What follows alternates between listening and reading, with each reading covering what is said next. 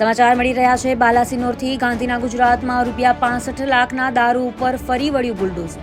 રાજસ્થાન અને અન્ય રાજ્યોમાંથી આવતા ઝડપાયેલો દારૂ મહીસાગર પોલીસ દ્વારા ₹65 લાખથી વધુના વિદેશી દારૂનો નાશ કરાયો। બાલાસિનોરમાં ડમ્પિંગ સાઇટ પર 3 પોલીસ સ્ટેશનનો એટલે કે બાલાસિનોર ટાઉન પોલીસ સ્ટેશનનો 24,622 બોટલ, બાલાસિનોર ગ્રામ્ય દેવ પોલીસ સ્ટેશનનો 2,054 બોટલ, વીરપુર પોલીસ સ્ટેશનનો 29,298 નંગ બોટલ વિદેશી દારૂનો નાશ કરાયો। લાખોના દારૂ પર બુલડોઝર ફેરવાયું। મહીસાગર જિલ્લાના બાલાસિનોરમાં આજે ડમ્પિંગ સાઇટ પર દિવસ દરમિયાન 3 પોલીસ સ્ટેશનોનો બોટલ ટોટલ નંગ 55,974 વિદેશી દારૂની બોટલ કિંમત ₹65 લાખથી વધુનો વિદેશી દારૂનો નાશ કરવામાં આવ્યો હતો। જ્યારે છેલ્લા 1 વર્ષમાં મહીસાગર ડિવિઝનના 3 પોલીસ સ્ટેશનમાં પકડાયેલો 55,974 બોટલો કિંમત ₹65 લાખથી વધુનો વિદેશી દારૂનો નાશ કરવામાં આવ્યો હતો।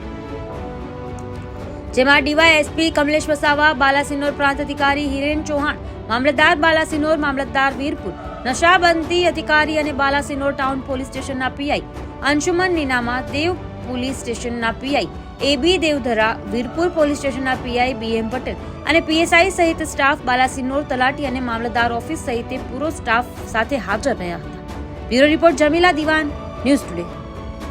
આજરોજ બાલાસિનોર પ્રાંત અંતર્ગત આવેલ police station Balasinor town, Balasinor taluka તથા વીરપુર પોલીસ સ્ટેશનનો પ્રોહિબિશનનો મુદ્દામાલનો નાશ કરવાની પ્રક્રિયા હાથ ધરવામાં આવી, જે અંતર્ગત કુલ 65,63,000નો મુદ્દામાલ સંપૂર્ણ સુરક્ષા સાથે અને સુપરવિઝન જોડે નાશ કરવામાં આવ્યો।